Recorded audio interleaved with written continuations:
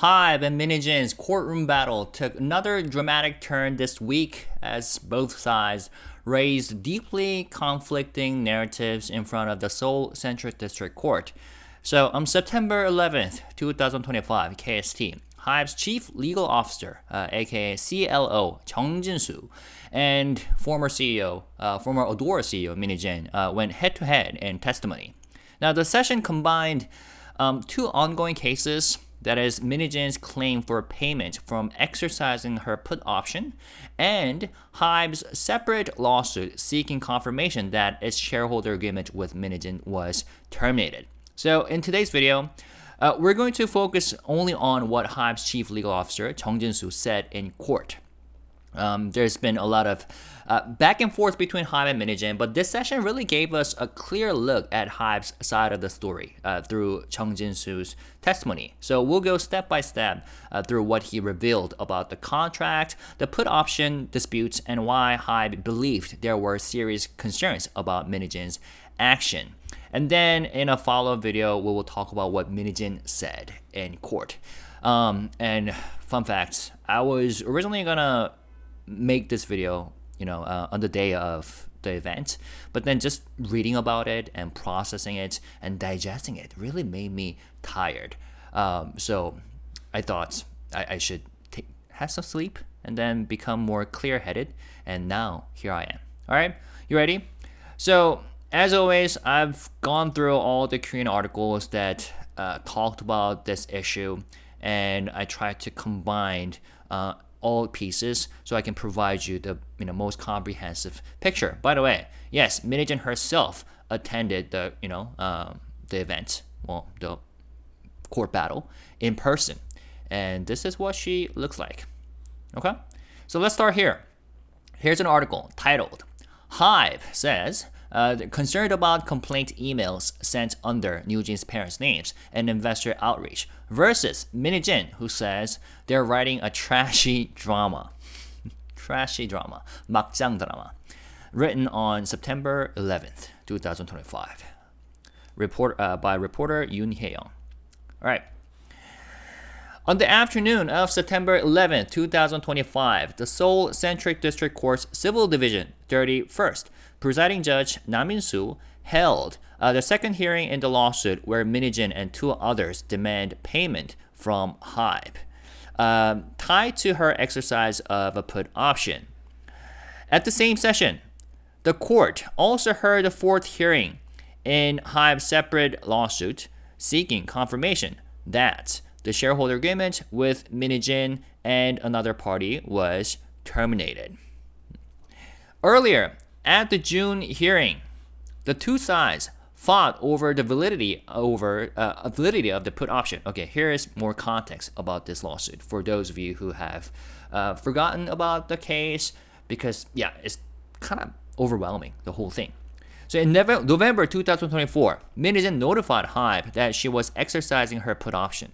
Under the shareholder agreement between Minhijin and HYBE, if Minhijin exercised the put, HYBE would pay her an amount calculated by taking ADOR's average operating profit for the two most recent fiscal years, that is 2022 and 2023, multiplying it by 13 and dividing by the total number of issued shares, then buying 75% of her stake at that price. According to the shareholder agreement between Minhijin and ADOR, Minhijin holds 573,160 shares, equal to an 18% stake, and can exercise the put option on 75% of that, that is 13.5%. ADOR posted a 4 billion Korean won operating loss in 2022, but they logged 33.5 billion Korean won in 2023 profits. Based on those figures, the amount that Minhijin could receive is estimated at around 26 billion Korean won. HYBE's position is that it terminated the shareholder agreement in July 2024, 4 months before Minhijin attempted to exercise the put option. So her put right has already lapsed. Minhijin, on the other hand, argues the agreement was not terminated and that she validly exercised the put, giving her a claim to the payment. This put option dispute is one of the key issues in the shareholder agreement litigation. If the agreement was terminated, the put right disappears with it.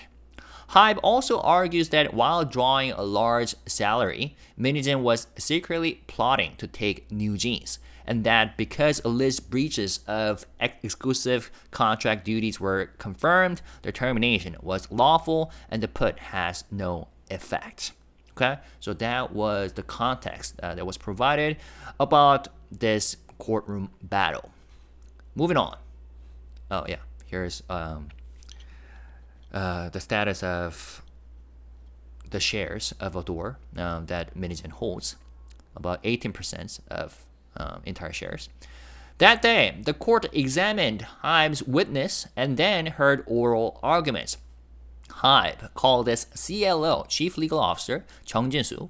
Minhijin's side put Min herself on the stand. Now, questioning of Chung Jin-soo came first. Asked by HYBE's counsel about Minhijin's contract, Chung Jin-soo said, the 13% multiple, the 13 times, so 13x multiple was considered unusually generous. You usually see a teens level multiple when a founder sells their company to HYBE or sells additional residual shares. In this case, HYBE created the company and hired the CEO, so awarding that level of compensation was viewed as very high. Asked whether there were special clauses, he said, I recall we added several provisions in the business agreement to protect the company's interest. Explicit bans on acts that could cause harm, for example. The worry was that without clear protective language, similar problems could recur. If you are the head of a label in a multi-label system, you would normally understand the model and make decisions for mutual growth, even without such clauses. In Minhijin's case, there were concerns she might not, so we put those clauses in expressly. Now, I wasn't sure what he meant by the concerns and like similar cases, so I looked into other articles, and here's additional details. So this one says, Chung Jin-soo also addressed the business agreement language that says Minhijin shall not engage in acts that could cause damage to ADOR or other affiliates. He said, Minhijin caused multiple issues while working with several departments. The fear was that without safeguards, the same things could keep happening. So those clauses were added. A label head in a multi-label system would typically act with the broader model in mind, even without those rules. In Minhijin's case, there were many concerns she wouldn't. So it sounds like Minhijin had a reputation for, all sorts of things, even before this whole controversy, or not the whole saga, erupted. Okay, so that was pretty interesting. On the shareholder agreement overall, Chung Jin-soo said, it promised exceptionally generous compensation. I don't agree with calling it unfair. Who calls it unfair? Minhijin did. Back to the text. When the contract details were reported at the time, I recall many ordinary readers reacting along the lines of, if that's a slave contract, I would gladly be a slave. So where does that wording slave contract comes from? It was from her first press conference. Minhijin said that she was tied to a slave contract with HYBE. And Chung Jin-soo says that he recalls, the general public's reacting like, yo, if that's a slave contract, I would gladly be a slave under HYBE or something, because the deal, the contracts, the contents of the contracts were exceptionally favorable for Minhijin. She's bound to be just crazy rich. Now, Chung Jin-soo continues. As for why Minhijin called it a slave contract, he said, as I understand it, after the put is exercised, she remains a party to the agreement until she disposes of her remaining shares. And if she can't dispose of them, there's a non-compete concern. That's why she used that label. Back then, the label meaning slave contract. Back then, Minhijin suddenly raised the issue several times with then CEO Park Ji-won. Even after we explained the clause wasn't a problem, I heard we said that if she truly had those concerns, we'll be willing to revise it. So that tells us a lot of things. Remember, according to the Kakao Talk conversations between her and the shaman, she thought about taking away or snatching away New Jeans even before debut. So for her, that clause, the non-compete concern clause, would be important, right? Let me read that part again. As for why Minhijin called it a slave contract, Chung Jin-soo said, as I understand it, after the put is exercised, she remains a party to the agreement until she disposes of her remaining shares. And if she can't dispose of them, there's a non-compete concern. That's why she used that label, slave contract. Because I guess for Minhijin, her ambition was even bigger. God knows what she had in mind, other than what we know of so far. All right, let's move on because we have a lot to go through. When Chung Jin-soo was asked what Minhijin sought in renegotiations, he said, it was the slave contract issue plus about 3 items. Raising the put multiple from 13x to 30x, wow, and greatly expanding the CEO's powers, making the authority to sign, change, and terminate exclusive artist contracts a CEO-only power, and putting third-party service contracts under the CEO's authority. Okay, so raising the put multiple from 13x to 30x, that's the first part. And greatly expanding the CEO's powers, like having the authority to sign, change, and terminate exclusive artist contracts as a CEO-only power for ADOR CEO, Minhijin. And thirdly, putting third-party service contracts under the CEO's authority. So she wanted to be like a dictator. He continued, at 30x, and by the way, here is a Kakao Talk conversation between Minhijin and Shaman back in June 30, 2021. Yep, so already she talked about stealing the girl group, New Jeans, away from HYBE, and she already had a bigger multiple in mind, inflating the value 20 times and get the deal accepted. So I guess for her, 13x is still a low number. She wasn't satisfied, and after the success of New Jeans, her ambition got even bigger, and that's why she demanded not 20x, but 30x for the renegotiation. He continued, at 30x, you could be taking more than revenue itself. That number is far too high. With those changes, the CEO would become untouchable with absolute power. I wondered why such provisions suddenly appeared. There had been a similar, very public tampering scandal earlier, and that worried me as well. And by that, I think he is likely referring to the 50-50 scandal case, the tampering scandal case. Chung Jin-soo then testified that in early 2024, he received internal and external tips. So check this out. He says, as I remember it, around February 2024, an outside director told CEO Park Ji-won, the former CEO of HYBE. Right now we have Lee Jae-sang, but beforehand it was Park Ji-won. Do you want to know what he looks like? HYBE Park Ji-won. I'm pretty sure many of you. Yep. So that's what he looked like. Back to the article. So, as I remember it, around February 2024, an outside director told CEO Park Ji-won, the ADOR people are going around to private equity funds saying they are planning independence and asking for help. Do you know about this? Check it.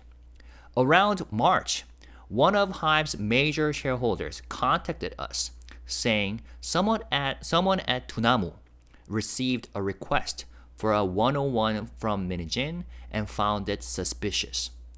Just be aware. So that's what a major shareholder said. And Tunamu is the company that operates the largest crypto exchange in Korea called Upbit, and they are partners of HYBE, and they have like the shares agreement. They hold like HYBE shares, and HYBE also holds Tunamo shares, so they are partners.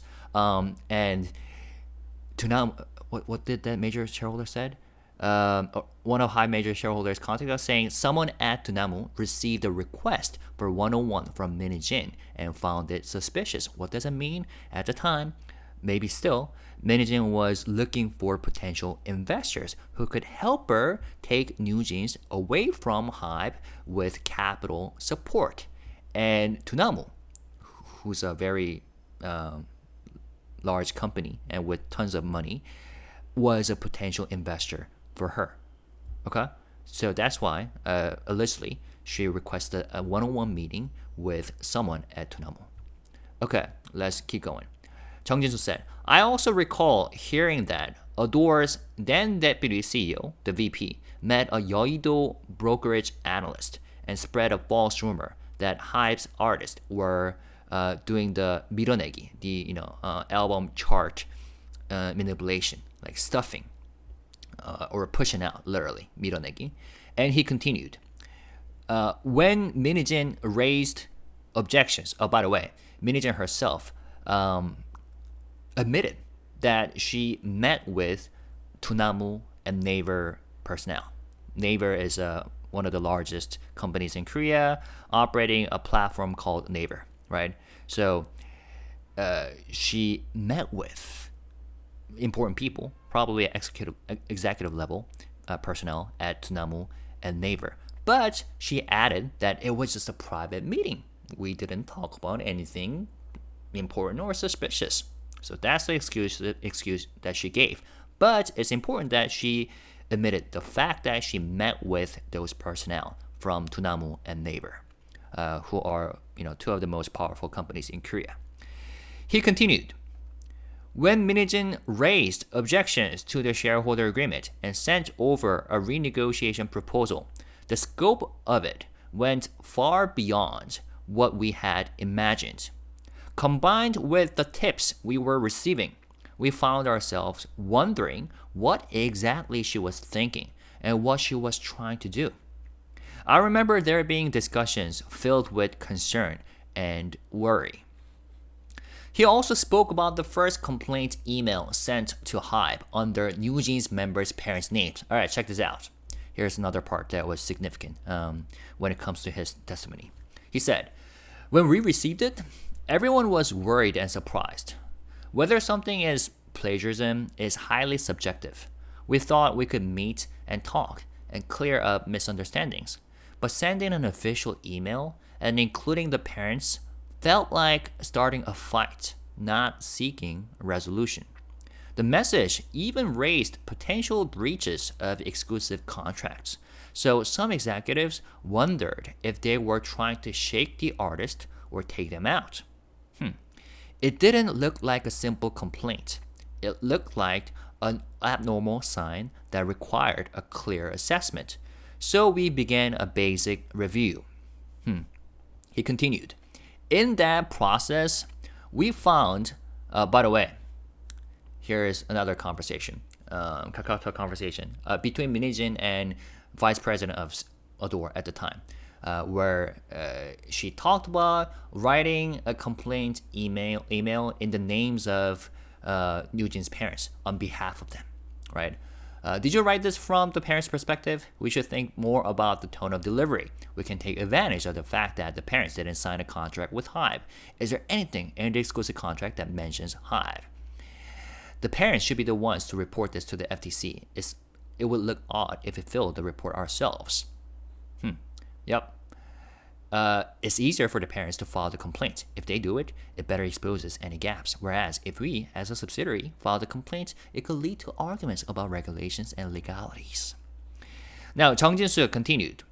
In that process, we found documents under Minhee-jin's deputy CEO or vice president, a file titled A Project 1945, and a VP work notebook, and an investigative memo, and a document called HYBE's 7 Deadly Sins, 7대 죄악. In Minhijin's work email account, we also found a message with an attachment containing her KakaoTalk exchange with a shaman. So there you go. It was Minhijin herself who left the trails in HYBE's system. That's why we now have all sorts of conversations between Minhijin and the shaman. Because I don't know why what she was thinking, like attaching the KakaoTalk exchange with the shaman using HYBE server. Like, I don't get that. Anyways, that's how HYBE found those materials. What? A file titled Project 1945, Vice President Work Notebook, Investigative Memo, and a document called HYBE's 7 Deadly Sins. On the second complaint email, Jung Jin-soo said, "We already knew the deputy CEO was drafting 7 Deadly Sins of HYBE. So when we saw the email, we realized they had copied that content straight into it. We felt they were moving to attack HYBE according to a plan. The documents talk a lot about public opinion warfare. In entertainment, image and reputation matter. Even inaccurate claims can hurt a company just by being said. We worried they were putting their plan into action." Yup. And indeed, Minhijin herself cared a lot about public opinions warfare. Here, he says, "Since we will go to the second round anyway, there's no reason to delay. Start the attack. Meanwhile, we prepare for the media war." 어차피 2차까지 갈 거면 늦출 필요 없으니 공격해. 그리고 우리는 여론전 준비.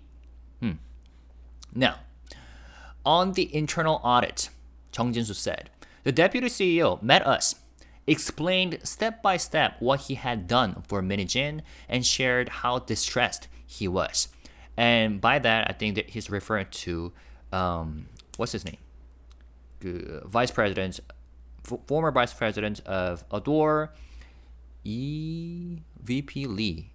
I forgot his name. I think I'll let you know later on. Anyways, so he met with the VP Lee, and then the VP Lee explained step by step what he had done for Minhijin and shared how distressed he was. We told him to hang in there, keep his head straight, think of his family. He himself identified the people he thought he should talk to. There was no room for threats or anything like that. We asked what the documents meant, why they were made that way, and who directed them. He answered each question. Now, this guy is really mysterious because he changed his position multiple times. So, right here, Jung Jin-soo is basically saying that we met with VP Lee and he was distressed and we told him, yo, you are very screwed. So you gotta think hard about what you're gonna do and which side you're going to, stand with. And at first, he told HYBE everything that what was going on, but then later on, he sided with Minhijin again. So it's really complicated and mysterious and interesting. So according to the KakaoTalk exchanges between Minhijin and VP Lee, Minhijin first said something like, we need to prepare a strategy for how to get out when HYBE gets caught up in a crisis. Let's meet with people from, someone from media company sometime. There's a journalist introduced by someone, an analyst. And VP Lee said at the time, yes, sounds good. I'll proceed cautiously. First, I'll meet and build rapport and like slowly soaking in the rain, I will work on accountants, competitors, investors, outside directors, security firms, media, and public institutions, not officially, but through personal networks first. Just like how you win over brand connections with your personal charm. So here's an example of how, VP Lee has worked for Minhijin. And for those of you who have no idea how I got all these KakaoTalk messages from, it's already out there in the internet, revealed by various Korean media agencies last year. There's tons of materials that might feel fresh to you because there's just too much. But I included these to add context to Jung Jin-soo's testimony. Okay? Now, about Project 1945, CLO Jung Jin-soo said, according to the deputy CEO, Minhijin told him to organize ways to make life difficult for HYBE's management. So he made it. We asked about the title. Was it Liberation or Independence? He laughed and said he had gotten carried away at the time. So what are they talking about? 1945. That's the year when Korea became independent from the Japanese Empire. Okay. So they were asking VP Lee, why on earth did you title the document that way, Project 1945? And I guess it has something to do with the concept of being liberated from HYBE. And VP Lee allegedly laughed and said that he had gotten too carried away. As for another document, we learned Minhee-jin had called in the artist's mothers for a meeting, Yujin's mothers. The file was minutes from that meeting, like the transcriptions of the meeting, and an additional list of tasks based on what they discussed. He said there was discussion that because Minhee-jin was bound by the shareholder agreement, it will be awkward to attack HYBE in her own name. So they would send emails under the parents' names. What does it remind us? Actually, not this, but the KakaoTalk messages that I showed you earlier. Writing a complaint email on behalf of Yujin's mother's parents in their own names. Now, on phrases like ultimately get out, where is it? And make them unable to touch a door. Chung Jin-soo testified. We were told the plan was to attack on multiple fronts, so HYBE would have no choice but to dispose of ADOR elsewhere, or that Minhee-jin would leave HYBE's control with the artist. If getting out didn't work quickly, the idea was to make it so other HYBE divisions and labels couldn't touch ADOR. That aligned with the proposed changes to the shareholder agreement, strengthening the CEO's powers that way. And indeed, that phrase, 궁극적으로는 하이브를 빠져나간다. So here's a screenshot of the actual document, which was revealed by one of the Korean media agencies called 세계일보 last year.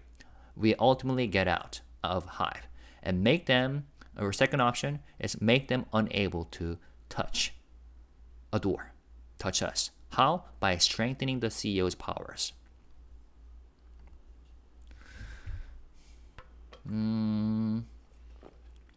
Okay, yeah. So here's another conversation. We need to make a move before BTS comes back. For the next 1 year, make life hard for them, meaning HYBE, and we will get our freedom. And Lee Sang-ho, oh, that's his name. Former Vice President Lee Sang-ho. He allegedly said, I've been thinking about how we can really screw them over. Screw them over as an understatement because the original language, 방시혁 떼는 거 보고 싶다. That's a quite harsh language. Man, I would love to see 방시혁 go down or get effed. We need to make a move before BTS comes back.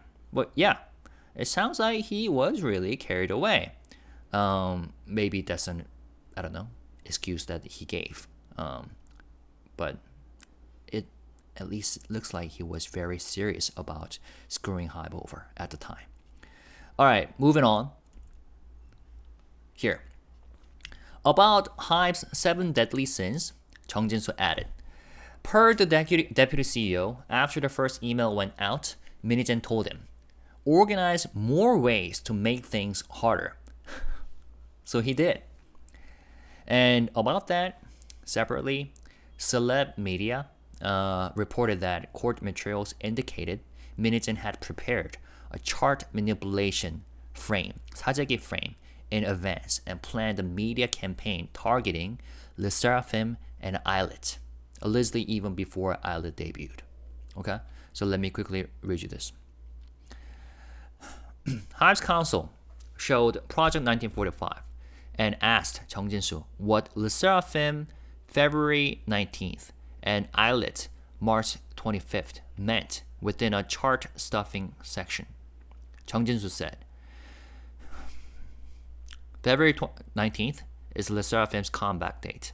March 25th is Islet's debut date. Especially for Islet, it looks like they plan to attack with that frame before the group even debuted.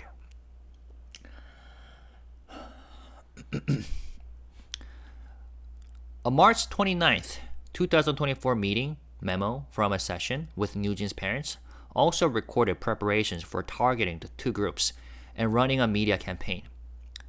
Notes read, searching staff controversies, monitoring internet communities and social media, same concept photos, a 뉴진's knockoff, intentionality, the problem is using media play, doing nothing is a loss. These expressions were included in the notes. The memo also discussed how to leak to reporters, named a specific reporter and outlet, and asked, who do we send this to? According to the record, after that meeting, Minhijin messaged Shin Dong-hoon and Lee Sang-woo on KakaoTalk. Shin Dong-hoon and Lee Sang-woo were the two executives of ADOR who worked for and worked with Minhijin at the time. So after that meeting, Minhijin messaged them, move the plan up. Send the first one on April 3rd. We prepare for a media war. And send the reply and then blow it up after the 11th. This is super frustrating given what the two groups, the Seraphim and Eyelids, had to go through last year and what their fandoms had to go through. Okay, let's move on for now. Okay, and yes, she did say this. We're speeding up the plan. On April 30th, we sent the first email and launched the attack.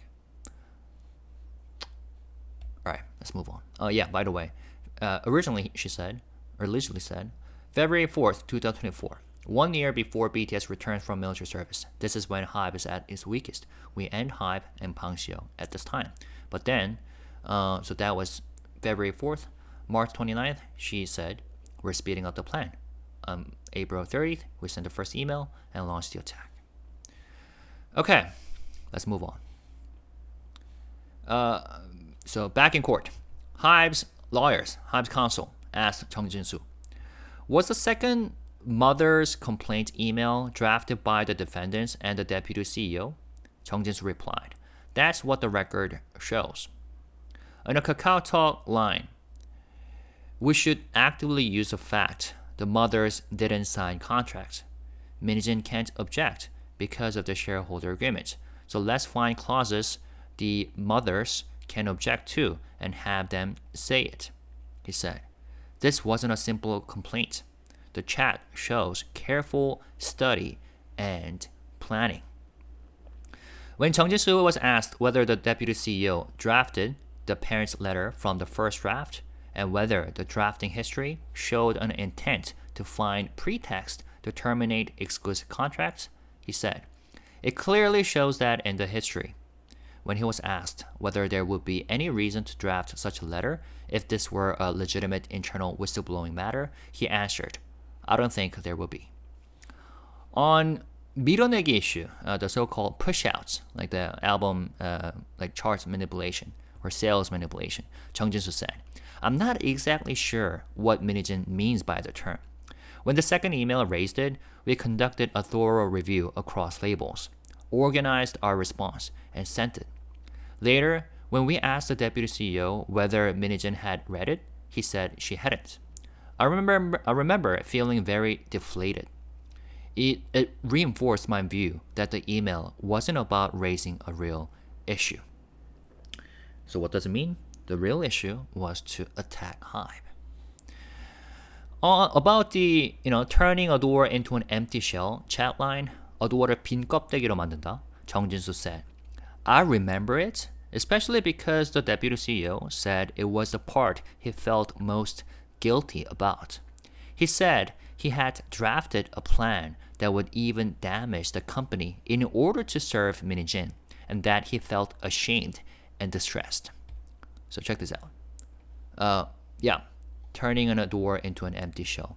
So he talked about that with Minhijin, and according to Chung Jin-soo, at the time when he was talking to VP Lee, alone, or when he wasn't with Minhee-jin, VP Lee felt regret. But then he later changed his stance once again and sided with Minhee-jin, and here we are. So he's a really mysterious figure. Anyways, let's move on. Jung Jin-soo also recalled, "We had traveled to the US together the prior year and talked a lot." So who are we? Jung Jin-soo and the VP Lee, Lee Sang-woo. "I thought he had a kind disposition. Watching how stressed and upset he was through this, I encouraged him and said clarifying the facts would be important. I felt bad seeing how hard it was on him." And the reason why I keep saying that he's a mysterious figure, because he basically cooperated with HYBE's internal review and audit. And there were media reports that talked about how he willingly provided his passwords so that HYBE's internal audit team could look into the records. So yeah, maybe we'll later find out more about this person. Here's an interesting article that I found from May of 2024, last year, that this Vice President Lee, VP Lee, was supposed to receive money from Minhee-jin if these deals turn out successful. So the exit capital. Minhee-jin was allegedly said that she will give 0.3% of the exit capital that she'll be receiving in the future. And Lee Sang-woo was originally part of, so he's an accountant. He was an accountant, and he was originally the chief of HYBE's IR team, and then he was a chief of global strategy team. But then Minhee-jin recruited him and appointed him as vice president of ADOR. And then, so that was early 2024, and then onward, Lee Sang-woo worked very hard on behalf of Minhee-jin so that they could help her. He could help her take away NewJeans and attack HYBE. Okay. Yep. Moving on. Jung Jin-soo further addressed his meeting with NewJeans' parents. 3 mothers came. All right, so check this out. 3 mothers came. They said they hadn't really cared about the eyelid plagiarism issue and were neutral.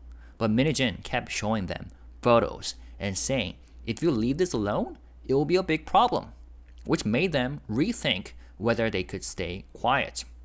He added, when the parents said they would meet HYBE management, Minhee-jin called them more than a dozen times overnight, telling them not to go. They said, even so, they said they thought they had to come and muster the courage.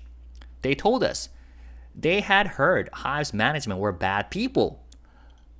But after meeting us, they were surprised we seemed normal. Another mother said she had imagined HYBE people with horns. We all felt it had been a good meeting and parted ways. Now, a couple things.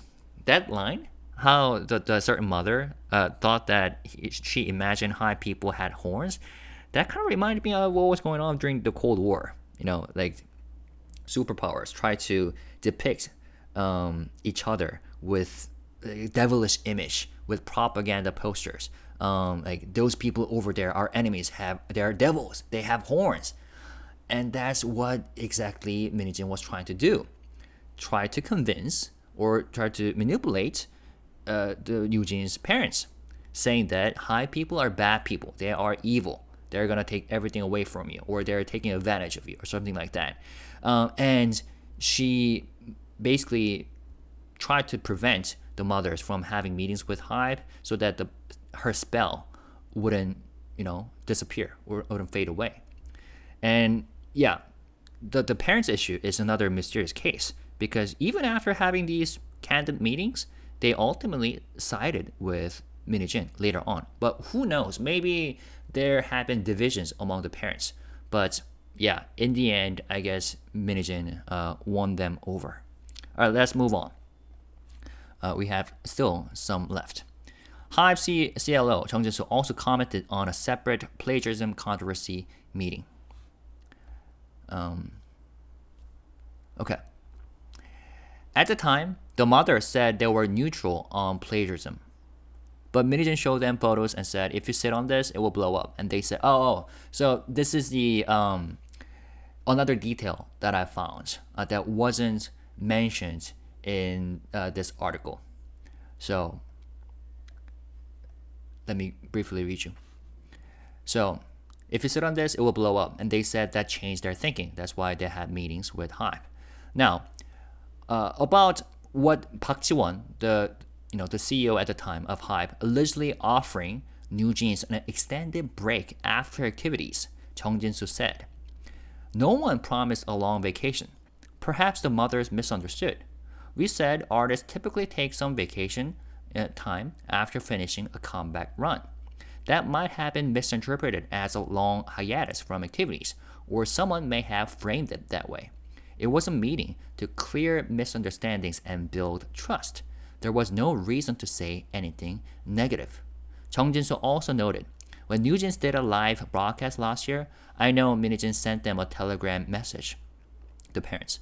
And when one member appeared at a National Assembly audit, photos showed that she had spent nearly 4 hours the day before with Minijin's legal counsel." All right, so a couple things. About the long vacation. That was part of Minijin's media play last year. And so a media agency called 일간 Sports had an exclusive interview with NewJeans' parents' mother. And within that interview, she said, the CEO Park Ji-won said that he would give the members, NewJeans members, a long vacation. And that's how the Minijin's party, Minijin's side, tried to frame it like HYBE is going to stuff NewJeans away. They don't care about NewJeans. They don't want NewJeans to be successful, and then have them trapped with a long hiatus. And I guess that was part of the media play because according to Chung Jin-soo, Park Ji-won never said it that way.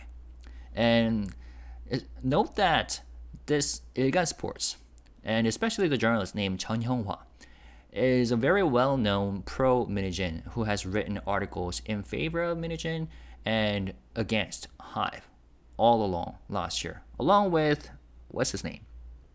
Lee Seon-myung of 스포츠 경향, and the guy from 한겨레. I forgot his name. I will remember later.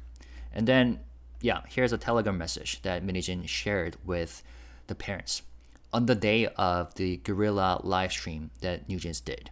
And here's a photo of Minijin meeting with Hani and her lawyer before the National Assembly audit happened with Hani testifying. Okay, let's move on. Chung Jin-soo said he received tips as well. More tips. All right, he said, between late last year and early this year, we were told Minijin went to Japan to meet investors to seek funding.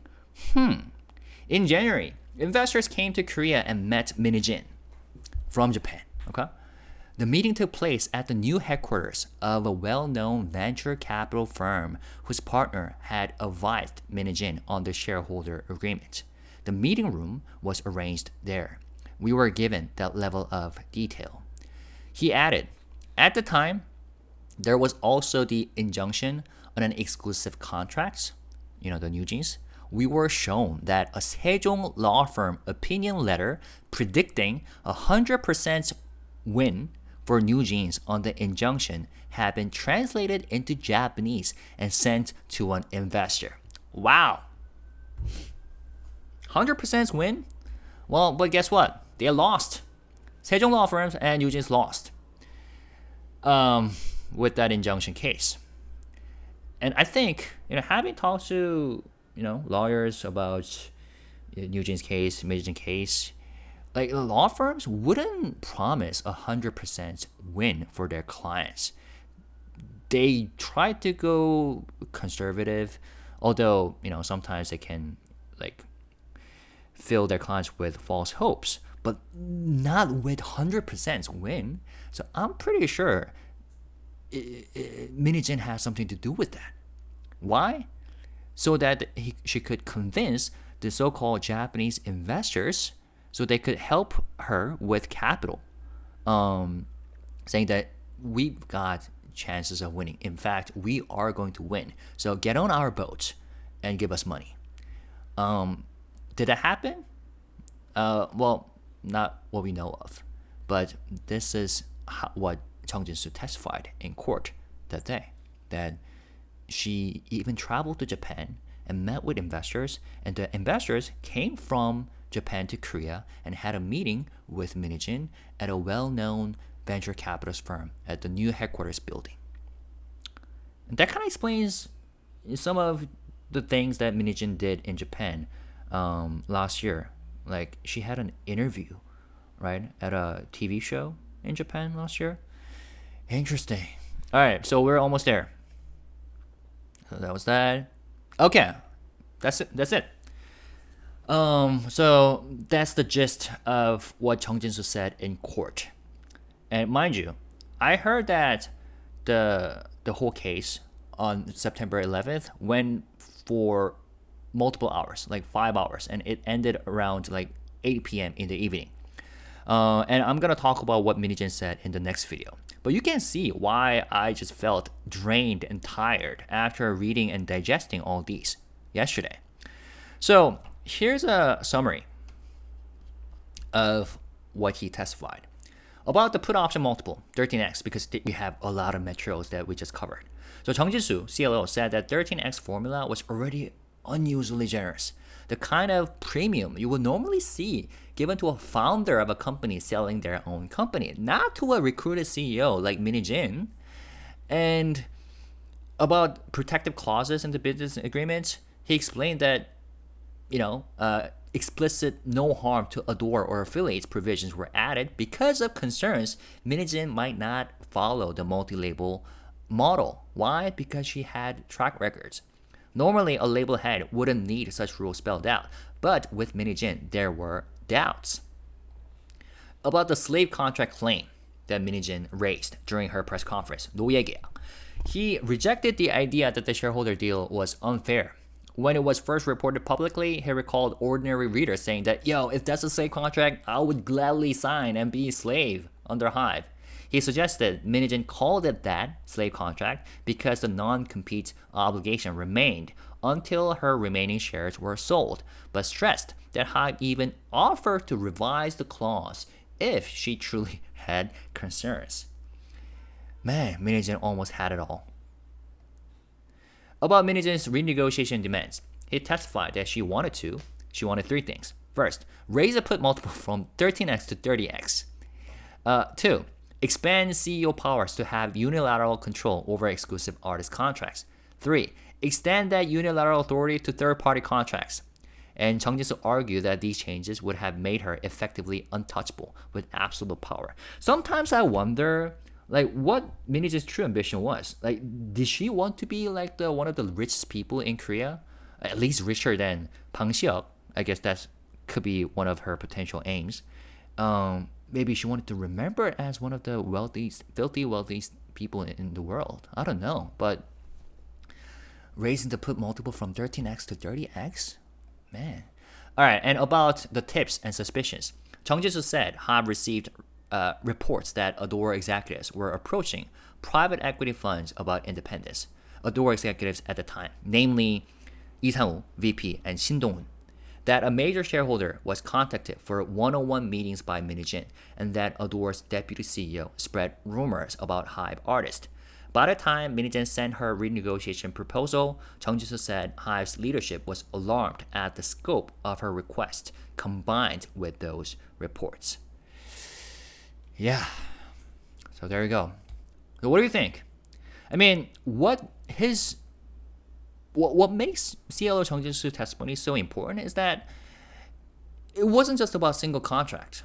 He essentially laid out HYBE's entire case for why the shareholder deal with Minhee-jin was already unusually generous, and why they came to see her as a risk, to the multi-label system.